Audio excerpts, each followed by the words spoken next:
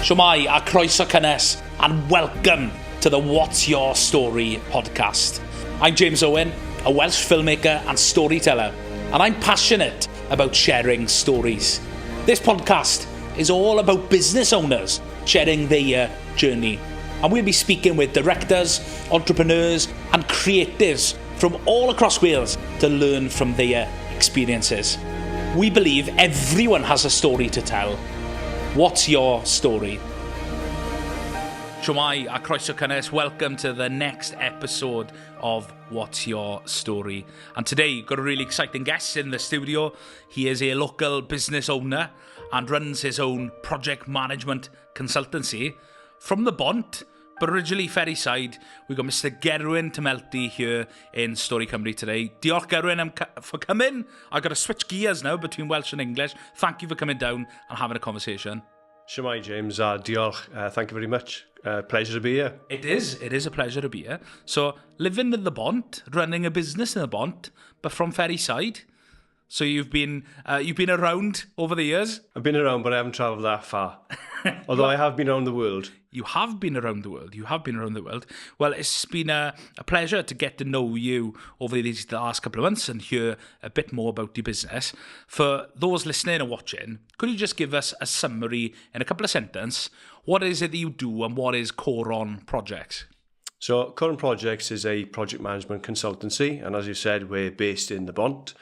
And we're there to empower busy business leaders to transform their underperforming projects into purposeful successes. So we work a lot with small, medium-sized engineering construction companies, local companies that are delivering projects all over the UK, and help them excel in their project delivery, elevate their business performance, and scale for success in the future. Wow, that sounds pretty fun. Worked with any video production companies? Not yet. Maybe but never say never. Maybe you could give us some tips on how to make our projects more efficient. But yeah, no, that's brilliant. So you run your own project management consultancy, Coron Projects. It's a pretty new thing for you, being a business owner. But you've been in this space now as a project manager for some time. But let's talk through a bit about your personal story here.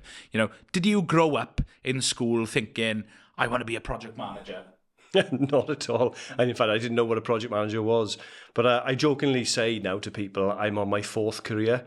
So the early part of my career after school and university was Royal Navy. Then I went into engineering when I left the Navy, which evolved into project engineering and project management. And now this fourth stage of my career, which is business owner. So taking all those threads, pulling them together and turning it into a business. So that's what I've been doing now since 2022, but actually I've run Coron Limited since 2013 because I was an independent contractor working as a project manager on numerous projects. So that's, in a nutshell, that's my career. Brilliant. So talk me through your first career, right? You were in the Navy for some time. That was your first career? It was, yeah. So I went to university in Leicester and then Swansea, and then made the step into the services then in 1996. Oh, wow. I was 1 year old then. Yeah, thanks, James. Yeah, you're making me feel old now. But yeah, so I was there for 8 years. I was an engineer officer, worked as a marine engineer officer specifically.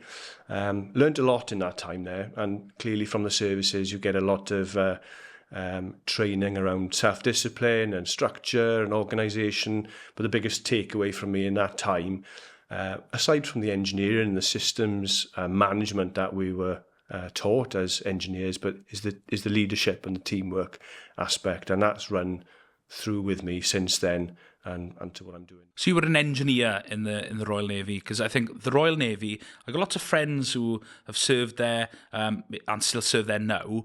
It's an interesting concept for me, for someone who doesn't know too much about public services, but the army are kind of on the ground, the air force are up in the air flying, so we were on a ship for a long time fixing things. Was that the sort of things you were doing early on in the Navy? Yeah, well, managing teams basically as an officer. So the final job that I had at sea was being the second in charge of a department of 50 marine engineers, technicians and mechanics.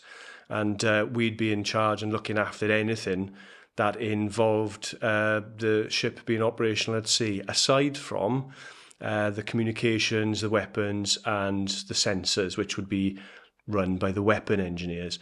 So as the marine engineers, we were in charge of everything from, say, the ship's hull to the gas turbine engines, the diesel generators for power generation, heating, ventilation, air conditioning, all the way down to the toilets, and the sewerage tanks. So you can imagine it's like running a hotel at sea, and our job was really to make sure it was fully functional, so that the command could fight the ship against others when needed. Wow, it's a hotel floating on the water. I always feel like that, mine. Didn't always feel like a hotel, but yeah. What was the food like? Was it Michelin star food there? Oh, it's excellent food, to be fair. Because I think if you don't get that right, although it's a different department that do all the logistics department, supply and logistics, but if you don't get that right, then obviously you get 250 unhappy sailors at sea is not a good place to be, really. Stuck on a ship, that's probably not a good idea. But we were responsible for maintaining the galley as well. So if that team couldn't get the food out because the equipment had gone down and we hadn't maintained it or fixed it in time, then it'd be down to us. So yeah, that could be tense. Yeah, wow, what an experience. And did you have any experiences in the field, in battle, in mission, over your years?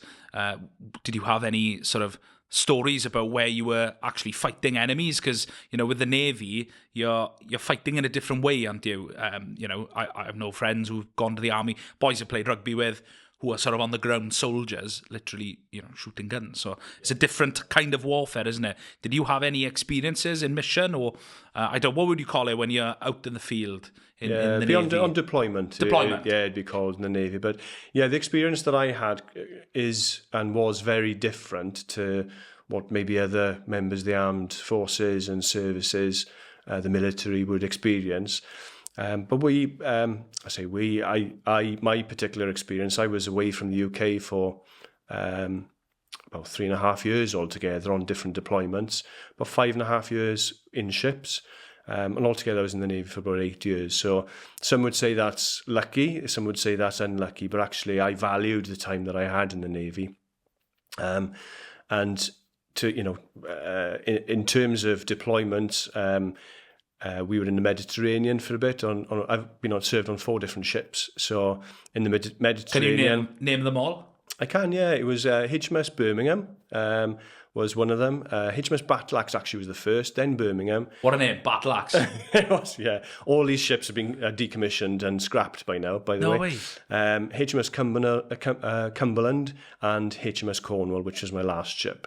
But so we spent time in the Mediterranean, in the Adriatic, actually, when it was still quite tense with the former Yugoslavia.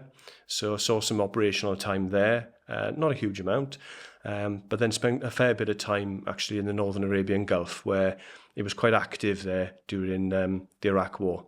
So we were on ops during that time, and we had instances where, although we weren't on the ground, the threat was still real, and the ship getting locked up by land to sea missiles and things like that. So it does sharpen your focus a little bit, turns that training into reality. And part of our job, actually, as marine engineer officers, would be to manage the internal fight, they call it. So if that ship comes under attack, you're there to make sure that any damage control is dealt with, should it be hit by a missile or anything else. So yeah, saw a bit of active time. Wow. And that sounds like still quite a dangerous environment, even though you're kind of away from maybe an active threat on the ground. But yeah, it's still a dangerous job, right? Yeah, definitely. The training that you get, though, once that threat comes about and it becomes real, it's amazing how quickly that sort of training kicks in. Is it like a switch goes on when a threat is active? You go into gear. Yeah, definitely, and everybody is just galvanized. And I talk about it now with others when I'm talking about other experience that I've had from a work perspective. There's only one other job where I've found that everybody's facing in the same direction, ready to pick up the rope and pull. In the services, I think you get that regularly. Everybody understands the common mission, the common aim, the objective, and what needs to be done on a day-to-day basis. And when it comes then to a situation where it becomes even more real, you come under attack. Wow, everybody just really switches on then. So all that training comes to the fore. It's exciting. Yeah, good. And how did you transition as somebody who then came out of the armed services into the world of business, or early on it was actually working in engineering as an employee? How was that transition for you, working in engineering then, coming out of the Navy? So I didn't have a huge plan coming out of service. I just knew it was the right thing for me to leave then. One of the reasons was, or the main reason was a personal one. I didn't really want to be away from children when they were born. And I'd seen a lot of that with the people that I'd worked with and the people that were working for me, and how upsetting it was for them when they were away from home, and especially for those that were having children or their wives were having children while they were away. I thought I really don't want that. So that was one of the drivers for me leaving. From a professional standpoint or career standpoint, I did have an urge to set up my own business at that point. And maybe because I'd worked with my father years ago, who was a carpenter and ran his own small business, that maybe some of that rubbed off. But I had to grow up pretty quickly and get myself a proper job because kids came along and I needed to earn some money. So I went back to engineering, and I was fortunate enough to pick up a really good job, which took me on the path towards becoming a chartered engineer then as well. So working primarily with in the water sector, wastewater in particular, and then beyond that, advanced anaerobic digestion, which is around power generation. So yeah, I fell on my feet there really, and it all helped take me on my career. I wouldn't say career path, but career spiral. I didn't know you could be a chartered engineer. That's the thing. Yeah, chartered mechanical engineer. So if you think about those people that will make sure that your house is built safely, so they'll be structural engineers, but they'll be chartered structural engineers, for example. So they've got a demonstrated professional competence and training, etc. So I've done that from a mechanical perspective. And although I don't do a lot of engineering now, I maintain that registration. Yeah. Okay. And membership. Yeah. Well, that's good. Yeah. Well done. Still a chartered mechanical engineer. Yes. That's great to know. And so, yeah, you did a big stint in that sort of industry. Wastewater, that's really interesting to know. And then you sort of dipped your toe into the project management world. And maybe it is your dad, early on having that, the fact he had his own business and was running his own business, maybe that sort of planted a seed to where you've sort of come to today. Yes. But yeah, what was it like then moving, you were working in the engineering space to then going into project management? Because it's a different skill set completely, but you still got to have a background in engineering, I'm guessing, in the sort of world you were in with project management. Yeah, you're right, saying dipping your toe into the engineering. This is your third career now, isn't it? Well, I think when I was working as an engineer and then ultimately as a chartered engineer, there was an element of me which enjoyed the commercial side of it, and we didn't have, where I was working, the opportunity to get so involved in that. So it was a natural progression to push into like the project engineering world, where you're exposed more to that, and then project management. And I found I was more comfortable with that.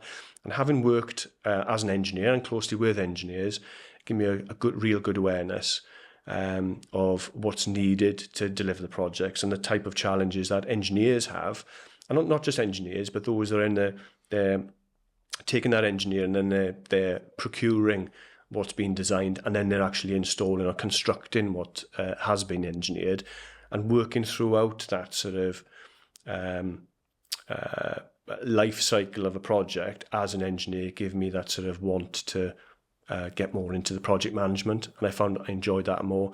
And that also requires more sort of interaction with people, pulling teams together, and that to me, I'm able to make more of a difference in that space than I was able to as a technical person in the engineering space. And let's talk about project management itself then, because it's a bit of a broad term for somebody like me, because I kind of see myself as a project manager in my world. I'm managing projects. I'm managing film projects from start to finish, working with people in our team to deliver those. So what sort of, when you talk about project management in what experience you've got, give me some examples of what that might be. Is it construction and making sure a building goes to plan? Is it infrastructure with wastewater again? Give me some examples of what some of those projects maybe you were managing to give an idea of why is it needed to have good project management. Yeah. If you boil it right down, project management is just getting stuff done. Getting stuff done, isn't it? And organising a wedding is a project. So, and I know some very good people that can organise a wedding. But it's a project, and there's an objective at the end of it. There's an outputs to be achieved. There's a scope. There's a time normally associated with that, and clearly there's costs. But also you want that experience to be a good one as well. So there's the quality level. So that's not a bad analogy really in terms of a wedding. And it's amazing how many people are natural project managers. They're natural at getting these things done. And sometimes I think we can focus too much on how much of maybe a black art project management is. I don't think it actually is. I think a lot of people are good organisers, good managers, good leaders, but it's called project management. Now, in the space that I work, in the sector that I work at, engineering, procurement, construction, large infrastructure projects, there are methodologies that are applied, or there's the project's own methodology and the way of doing it. There's tools that are put in place to assist that project management. And because of the size and the complexity of those projects, you do need to have that formality, you do need to have that methodology, and you do need to have those systems in place and the people to operate those systems for the project to succeed. That's where the challenge comes from. So you need strong leadership, strong management to be able to deliver those sort of large, complex projects. And what we've seen and what I've seen is that if you've got bits missing, a bit like puzzles, pieces of a puzzle missing, it's going to make delivering that project really difficult. So examples of type of work that I've worked on is combined heat and power plants. I mentioned advanced anaerobic digestion. I was involved in a project where, in fact, I was engineering that part, but the combined heat and power, the boiler systems, and putting all the designs of that together and working closely with the project engineers and project managers to get that delivered and actually being on site and ensuring that it happened as per the design. I've actually worked with Swansea Bay Tidal Lagoon, and that was a huge project where I was playing, a smaller part in the overall planning and development planning, and delivery of that project. Unfortunately, it didn't come off, but there was a lot of work in terms of pulling it all together.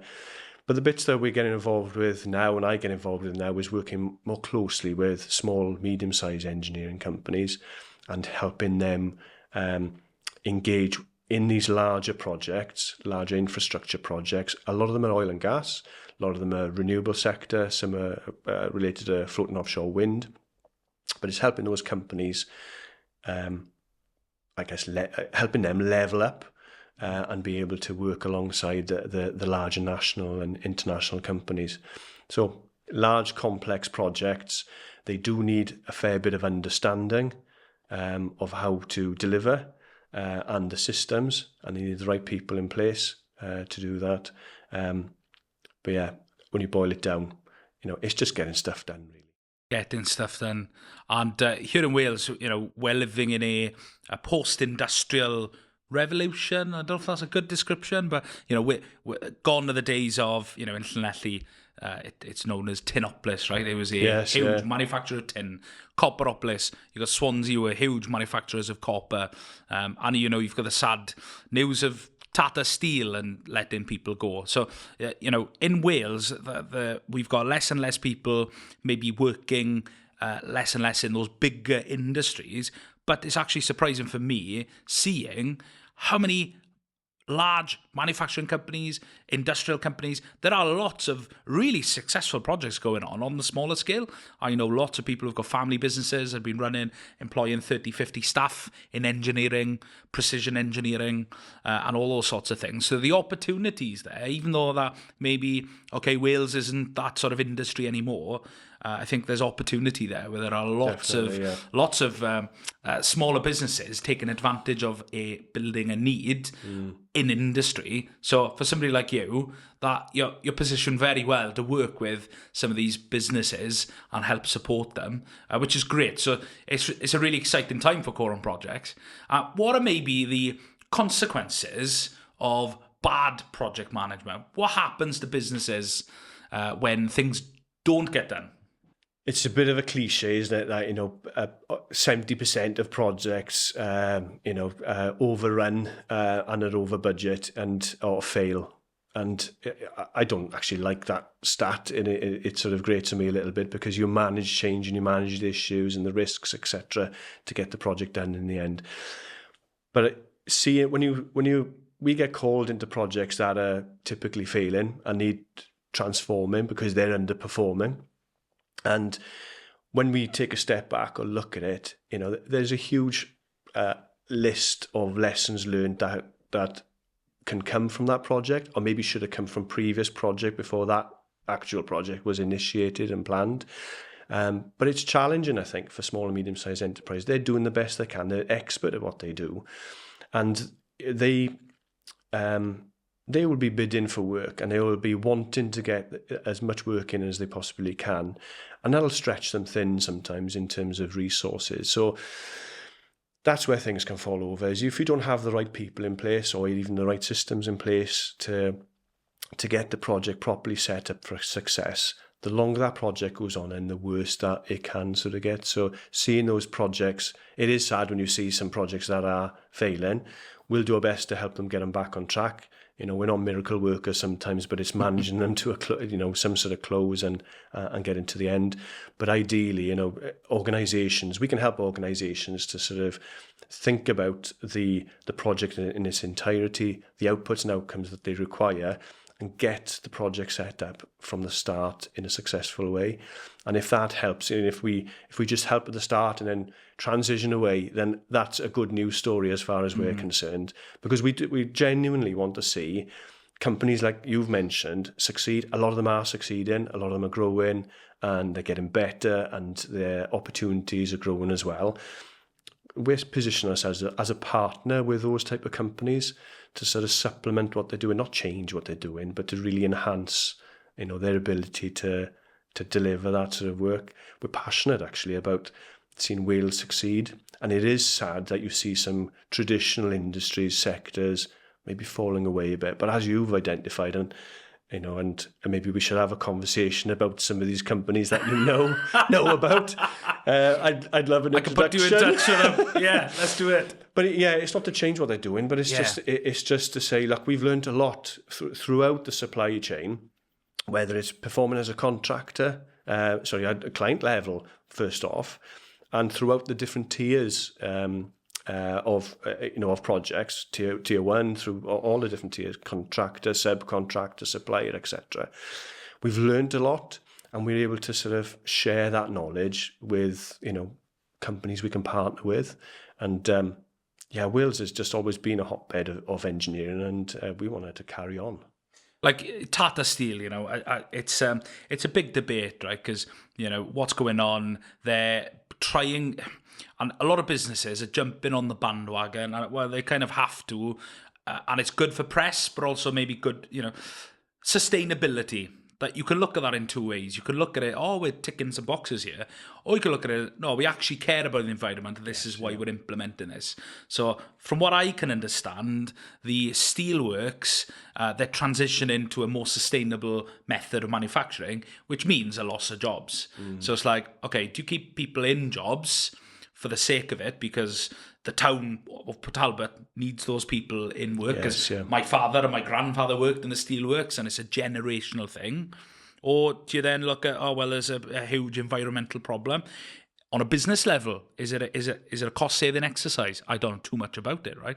It's that balance of, being sustainable, which then the consequence of that is losing jobs. But how I see that, there's an opportunity there for some of those people to retrain. Actually know of a good recruitment company that are in the process of retraining some of these people. Some of them will be in a good position. They've been there for years and years. They get a payout.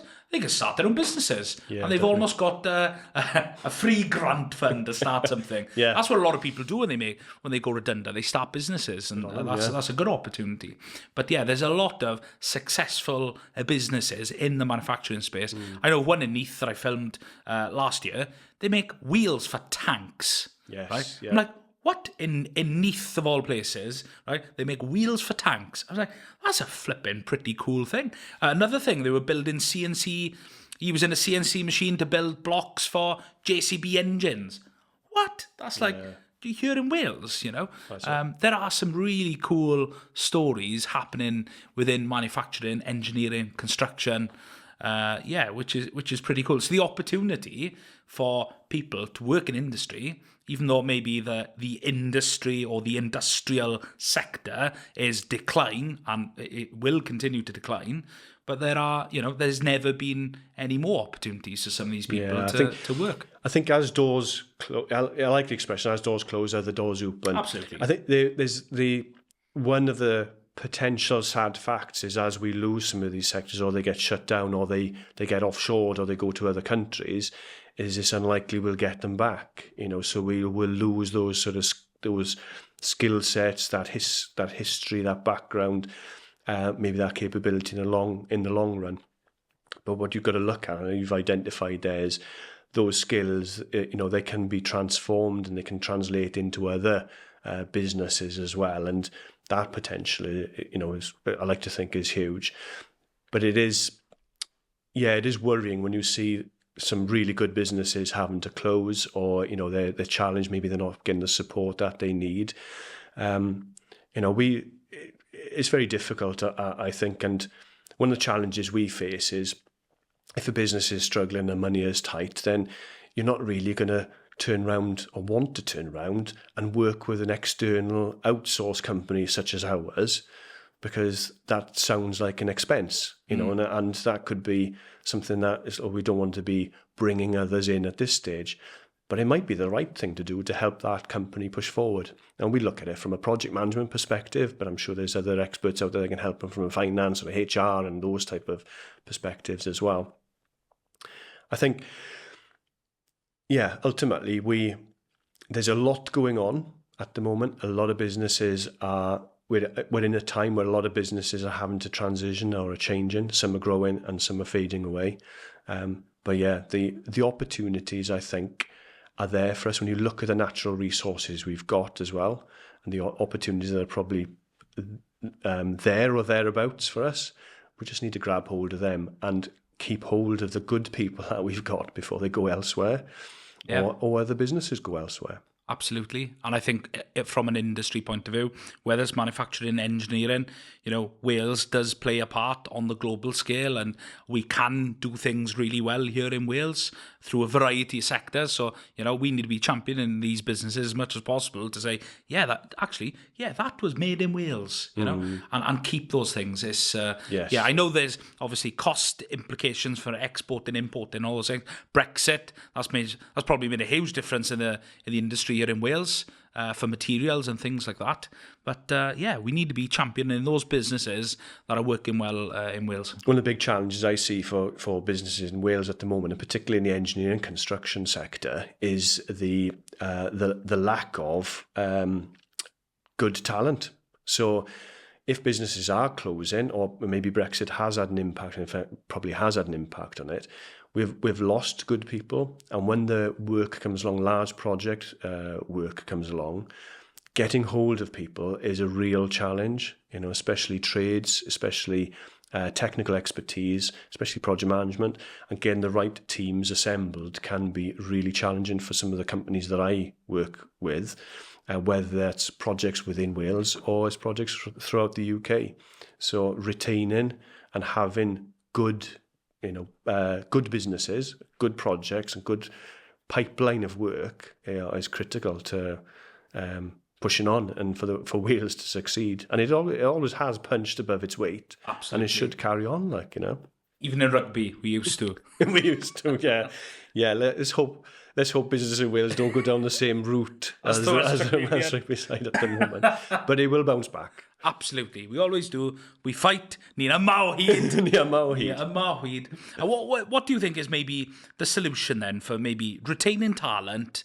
Because if businesses if businesses are getting orders in and they're succeeding in business development, but they haven't got the talent to deliver those projects, what do you think is maybe the solution to that? Is it apprenticeships? Is it opportunities within, can academia play a role in engineering? How do you think we should be retaining that talent? Yeah, I think there's probably others that are more expert in being able to give an opinion on this particular topic, but in my humble opinion, I think connecting up, having a network, a connected up approach, where that's from government down all the way through to the individuals involved, through businesses, through local authorities, through local education, to make sure that when those opportunities come, there's a joined up approach to seizing on those opportunities to make sure that they succeed for Wales and for the businesses within it. Maybe the right support isn't there, or maybe it is there, but it's very hard to tap into at the moment.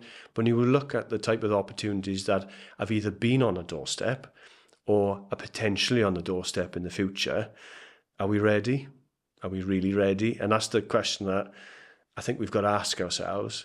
I think Coron Projects is wanting to position itself to be able to, I want to position myself to be ready, and for those companies that we work with to be able to succeed, and they've got the right things in place to move forward with, and that's part of, in fact, it's a lot of what drives me really, that connecting up, that getting the right network, the right collaboration together to make sure that we're in a good position to deliver for Wales, really. I think you should coach Wales. Are you ready, boys? Head of WRU. Are you ready? No. Director of rugby? Director of rugby.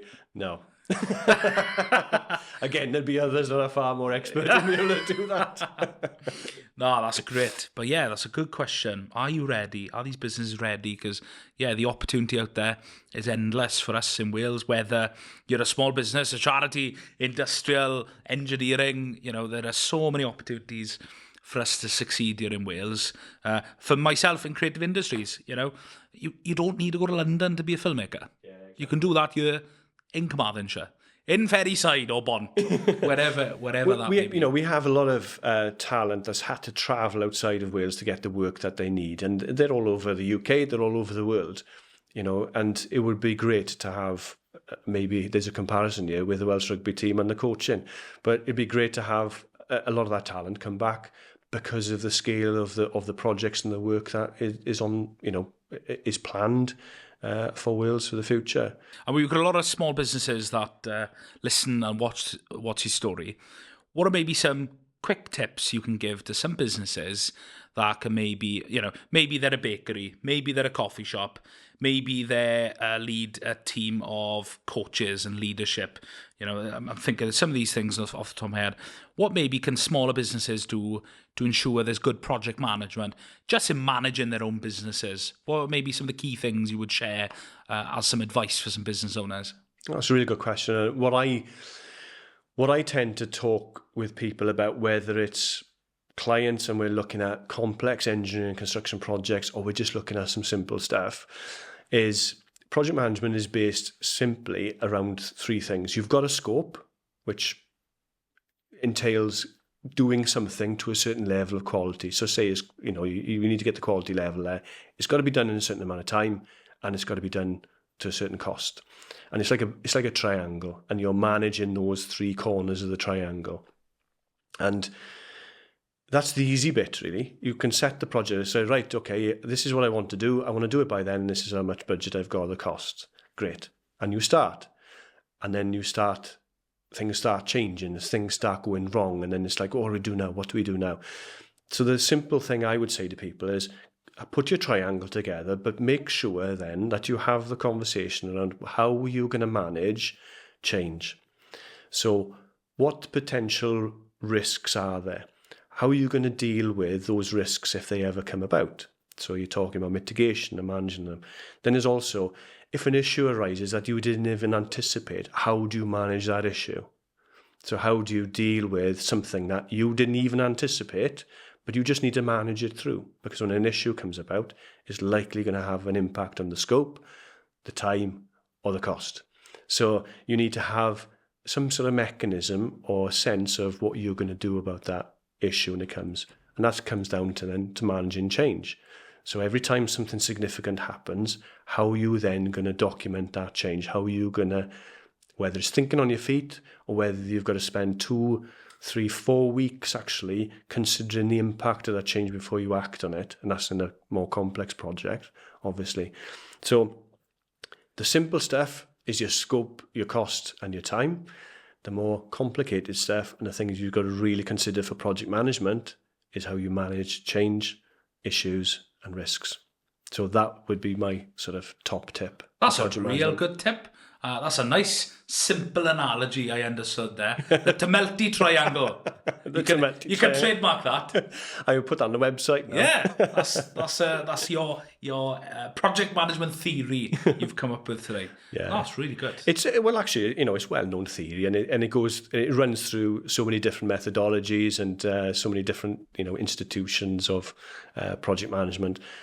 And one of the guiding principles we've got is, to demystify and keep things simple, so avoid the complex. If it is complex, try and simplify it.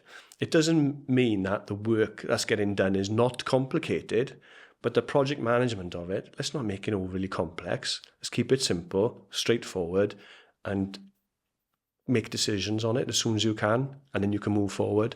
And that's what, coming back to the question around where projects can fail, is a failure to actually manage those risks, issues, and changes effectively, and then it goes to a ball of chalk.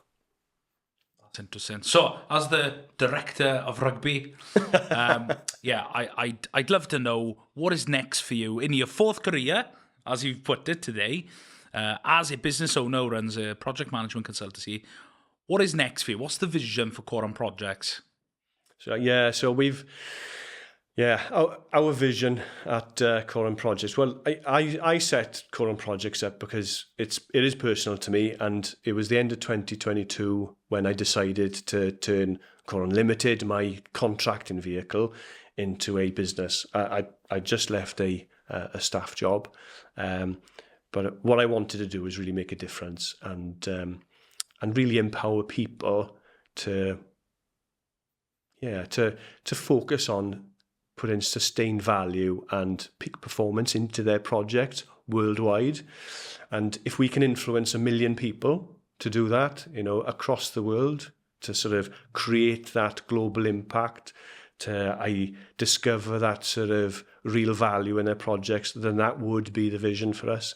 A lot of our branding is around mountains and climbing, and Coron is crown in English, and you could think about that as a peak, the top of the person, the top of the peak. And a lot of our analogies around climbing mountains, a lot of our services are based around the journeys that we go on in terms of project management. Whether that's an ascent, whether we're a pathfinder, whether we're talking about base camp or we're talking about scale. their different services that we provide. So my vision really is to help as many people succeed in their project management, and that's what Coron Projects is all about. Brilliant. And I love the language, the brand itself. I think it fits so nicely with who you are as a person and your personality, but it's something that you can scale and bring people on board, and a team can sort of follow that vision to hopefully achieve that goal of influencing and impacting 1 million people to succeed in a project. Yes, come on. Thanks. Are you ready for 1 million people, Gerwyn? We're getting there, yeah. We're a small team at the moment. You're a small team. But we're growing. So, 2023, we were focused on developing the business, just putting the management in, systems in, and growing the team gradually. Last year, we focused a bit more on the projects and the services and how we deliver them. And this year, it's about, we just want to focus on growth. We're looking for new partnerships, new clients to work with, but at the same time, the clients we are working with is really to give them the best value that we can, and we're not unfocused on that aspect of the business. I mentioned Pathfinder, which is one of our services, which is really we're seeking to grow a community of project professionals. Our model is based on it being fractional service to other companies, partnerships. So that means we're putting solutions together that involve more than one person supporting a client. And that way we get lots of brains involved, and not just brawn. And we can do that on site, we can do it on their project sites, and we can do it remotely. And we're growing a community, actually, that want to work in that way as well. And the Pathfinder community is a way of us being able to spread that word. Now, whether that community then comes with us and delivers work on our behalf, that would be great. But if they don't, and what we do is influence them to push that sustained value and real impact into their projects, and that touches projects throughout the world, then yeah, we're on our way to influencing 1 million people. You're on the right path. On the right path, yeah. On the right path. I love to ask all our guests here, what's your story? Who is maybe somebody very influential, inspirational? If you could sit down here and have a conversation with someone and hear their story, whose story, Gerwyn, would you love to hear? I knew you were going to ask me this one, and I've had to reach back a little bit, but I've always been, I never knew one of my granddads, and on my father's side, and I think he had quite an interesting life. I think I was about 2 or 3 when he died, but I'd love to know his story. And that generation in particular fought in the Second World War. He's actually from Northern Ireland, and that's where my surname comes from. And just getting a little bit of that history, I think I would love to hear about that. Obviously, he's not around to be able to do it, but if I had a time machine, then that would be the first podcast I would do. The director of rugby would transport to Northern Ireland. Hey, I hope this doesn't stick. Now, this director of rugby. I'd keep it. I'm going to change it on my phone. Director of Coron Projects. Brilliant. Gerwyn, diolch enfawr. It's been really good to hear more of that story and your journey as a project manager, what you're doing now to build this business. And your family, for me, is really important to see that you holding that value close to your heart. To build a business in and around that is really exciting. And hopefully that Coron will continue to grow and influence many more people. If you work as hard as you do now, I'm pretty sure you'll be able to achieve that goal, because you've got something to offer to businesses and industry in Wales to help them succeed in their projects. So yeah, thank you for coming on. It's been a challenge for me today to speak to you in English, because we've been speaking in Welsh for many months and it's really hard to switch gears. So diolch enfawr am dod, fi'n ddiolchgar I ti ddod yma heddi. Really, really grateful for you to come and share your personal story with us. So diolch I ti. Where can people find out about Coron Projects, and if they want to reach out and hear a bit more about how maybe you can support them in their projects? So Coron Projects has got its own website, so you can always Google us. And you'll find me on LinkedIn mainly, although I'm on Facebook as well. But a lot of what I do professionally is on LinkedIn, and with my name, I'm quite easy to find. Director of Rugby. Director of Rugby. Job title on your LinkedIn. Hey, likewise, James. It's been an absolute pleasure. Diolch yn fawr I ti. No problem. Thank you.